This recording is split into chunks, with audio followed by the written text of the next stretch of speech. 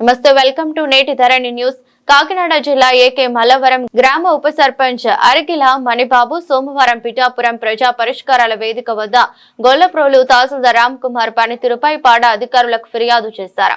వివరాల్లోకి వెళితే గొల్లప్రోలు మండలం ఏకే మల్లవరం పరిధిలో గత ప్రభుత్వంలో ఇళ్లే నిరుపేదలకు ప్రభుత్వం నివాస స్థలాలు ఏర్పాటు చేసి అర్హులకు జగన్ ప్రభుత్వం పట్టాలందించారు.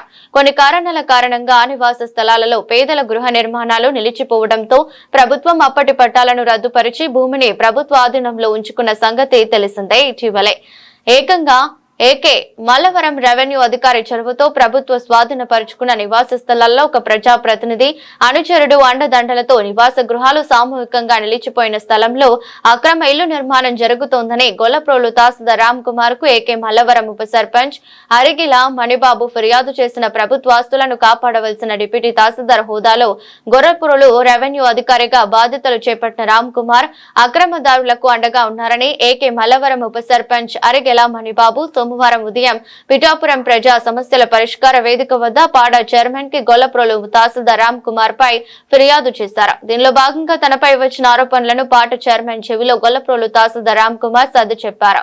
ఏకే మల్లవరం గ్రామ ఉప సర్పంచి అరిగెల మణిబాబు అధికారులకు విద్యుత్ శాఖపై ఫిర్యాదు పత్రం అందిస్తూ నేటి ధరణి న్యూస్ వార్తా ఛానళ్లకు రెవెన్యూ అధికారి పనితీరుపై ఉప సర్పంచ్ వివరించారు.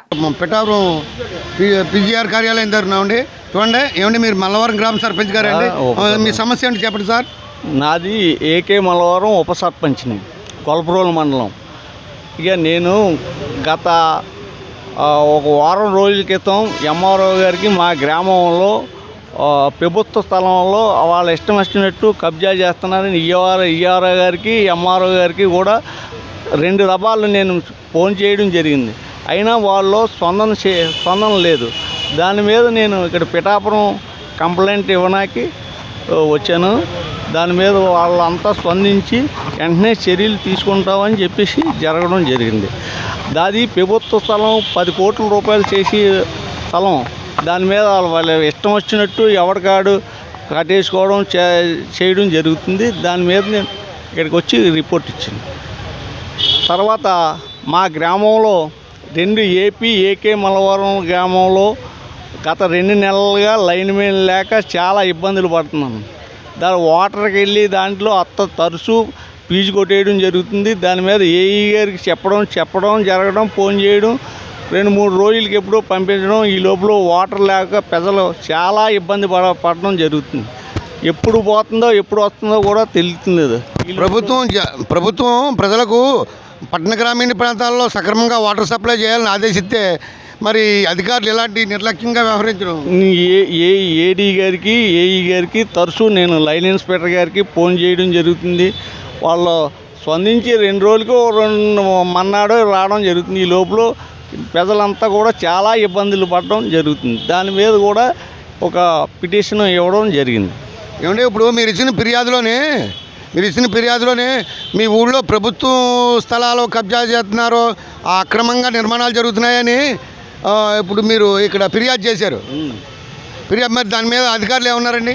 వెంటనే చర్య తీసుకుంటానని వారు దాంట్లో ఆయన పేరు తెలీదు. మేము వెంటనే పాడా చైర్మన్ గారు వెంటనే నేను చర్య తీసుకుంటాను, మీకు వెంటనే దాన్ని ప్రభుత్వ స్థలాన్ని ఎవరిని కూడా కబ్జా చేయకుండా చూస్తానని చెప్పేసి హామీ ఇవ్వడం జరిగింది. మరి మీరు ఇదివరకు గొల్లప్రోలు రెవెన్యూ అధికారి ఆయనకి చెప్పలేదండి? తహసీల్దార్ గారికి 2 సార్లు చెప్పడం జరిగింది. ఆయన స్పందన లేక ఇక్కడ నేను పిటిషన్ ఇవ్వడానికి రావడం జరిగింది.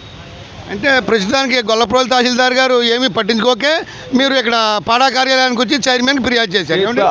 వాస్తవం ఆయనకి రావడం, ఆయన స్పందించకపోవడంలో ఇక్కడికి వచ్చి నేను పిటిషన్ ఇవ్వడం జరిగింది. వాస్తవాలకు ప్రతిరూపం నేటి ధరణి న్యూస్ పిఠాపురం. చూడండి, ఏకే మల్లవరం సర్పంచ్ గారు ఉప సర్పంచ్ గారు గొల్లప్రోలు రెవెన్యూ కార్యాలయంలో అధికారులు స్పందించకపోవడం వల్ల ఫిర్యాదులపైన ఆ ప్రభుత్వం ఆస్తులను రక్షించడంలో విఫలమయ్యారని ఇక్కడికి ఉప సర్పంచ్ గారు ఫిర్యాదు చేశారండి. వాస్తవాలకు ప్రతిరూపం నేటి ధరణి న్యూస్ గొల్లప్రోలు.